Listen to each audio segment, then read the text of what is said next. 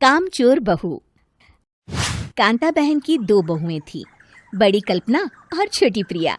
कल्पना का जैसा नाम वैसा ही काम। सारा दिन कल्पनाओं में रहती, ना कोई काम करती ना कोई धाम। अरे कल्पना बहू, जरा अच्छी सी चटनी पीस दे, आज कुछ मजेदार खाने का मन है। पेट में जलन हो जाएगी माँ जी बुढ़ापे में, और वैसे भी मेरा काम करने का वक्त शाम का है, आप प्रिया को ही बोल दो। इतना कहकर कल्पना वहां से चली जाती है। कांता कल्पना के ऐसे रवैये से काफी परेशान रहती हैं। मैं बना देती हूँ माँ चटनी, ऐसा बोलकर प्रिया माँ को चटनी बनाकर प्लेट में खाने को देती है कि तभी वहां कल्पना आ जाती है। अरे वाह चटनी, जरा चख कर तो देखूं, बड़े दिन हो गए। अरे नहीं बहू, तू तो रहने ही दे चटनी खाना, पेट में जलन हो जाएगी। इतना कहकर कांता और प्रिया दोनों हंसने लगते हैं। कल्पना सारा दिन या तो मोबाइल में यूट्यूब देखती या फिर सोती रहती। उसका कमरा भी बिखरा और गंदा रहता। एक दिन कल्पना का पति अशोक उससे कहता है, अरे कल्पना, जानवर भी उस जगह को साफ कर लेता है जहां वो बैठता है, तुम तो इंसान हो, कैसे इतने गंदे कमरे में रह लेती हो? देखो सारा सामान यहाँ वहां बिखरा पड़ा है। ज्यादा अपनी माँ का बोल ना बोलो। हाँ, कमरा तुम्हारा भी तो है, गंदा लग रहा है तो साफ कर लो। पता नहीं तुम्हारे साथ मैं कैसे जिंदगी बिताऊंगा। इतना कहकर अशोक वहां से चला जाता है। कल्पना बस खाना खाने कमरे से बाहर आती और फिर से कमरे में चली जाती। इससे कांता बहन काफी परेशान रहती। एक दिन प्रिया कांता से कहती है, माँ, मैं सारा दिन काम करके थक जाती हूँ, आप कल्पना दीदी से कहिए ना कि सुबह और शाम का काम बांट ले, मैं तो अब सिर्फ एक वक्त का ही काम करूँगी। हाँ। अरे तू वो भी ना करना, एक बहू तो कामचोर थी ही, दूसरी भी आ गई काम ना करने के बहाने लेकर। तभी वहां प्रिया का पति रमेश आ जाता है।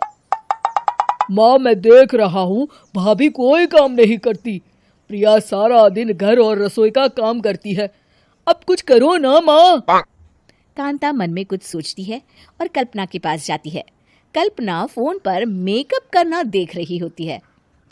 कल्पना, तुम सारा दिन बस मोबाइल देखती हो, घर का कोई काम भी कर लिया करो। प्रिया सारा दिन काम करके थक जाती है। आज से मैंने फैसला किया है, एक वक्त का काम तुम करोगी, सुबह का खाना तुम बनाओगी और रात का प्रिया। आप लोगों ने काम को हवा बना रखा है। अरे पता नहीं थोड़ा सा ज्यादा काम करने में आप लोग घबरा क्यों जाते हैं। और हाँ, बहुत ज्यादा प्रिया की तारीफ मत करिए मेरे सामने, बड़ी बहू तो मैं ही रहूंगी। मैं कुछ नहीं जानती, कल सुबह मुझे वक्त से खाना चाहिए, रसोई में आ जाना, वरना कल से तुझे खाना नहीं मिलेगा। अगली सुबह कल्पना रसोई में नहीं आती है। वो देर से सोकर उठती है और बाहर आकर कहती है, अरे भूख लगी है, आज खाने में क्या है? इतनी देर हो गई, आज किसी ने मुझे उठाया भी नहीं, पता नहीं कहाँ है सब। कल्पना को घर में कोई नहीं दिखता। वो रसोई की तरफ जाती है जहां बड़ा सा ताला लगा होता है। अरे रसोई में ताला! ओ, मैं तो भूल ही गई थी, माँ ने आज से सुबह का खाना मुझे बनाने को कहा था। हे भगवान, इतने लोगों का खाना बनाना क्या आसान है? तभी घर के सारे सदस्य बाहर से वापस आते हैं।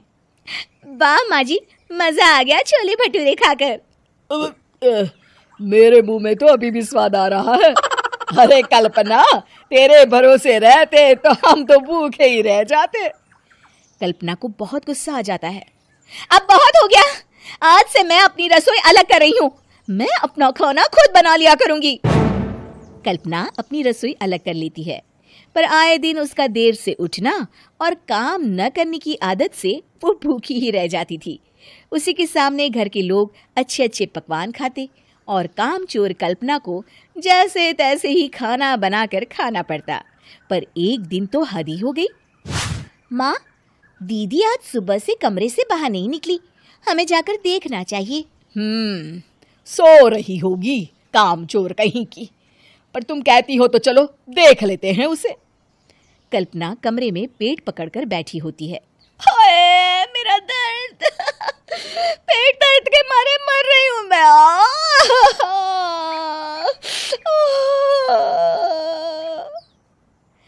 दीदी क्या हुआ?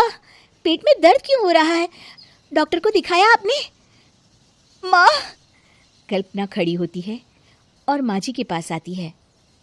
मुझे माफ कर दीजिए, अब से मैं सारे काम में मदद करूंगी, कभी आलस और काम चोरी नहीं करूंगी। हाँ हाँ वो तो ठीक है, लेकिन अचानक क्या हो गया जो तू काम करने को तैयार हो गई? कामचोर कल्पना। माँ, लगातार बासी और उल्टा पुल्टा खाना खाने के कारण मेरे पेट में इन्फेक्शन हो गया है। काम ना करना पड़े इसलिए मैं 2 दिन का खाना एक दिन ही बना लेती थी। बासी और खराब खाना खाने के कारण लेने के देने पड़ गए। पेट में दर्द हो रहा है। चलो अच्छा हुआ, देर आए दुरुस्त आए।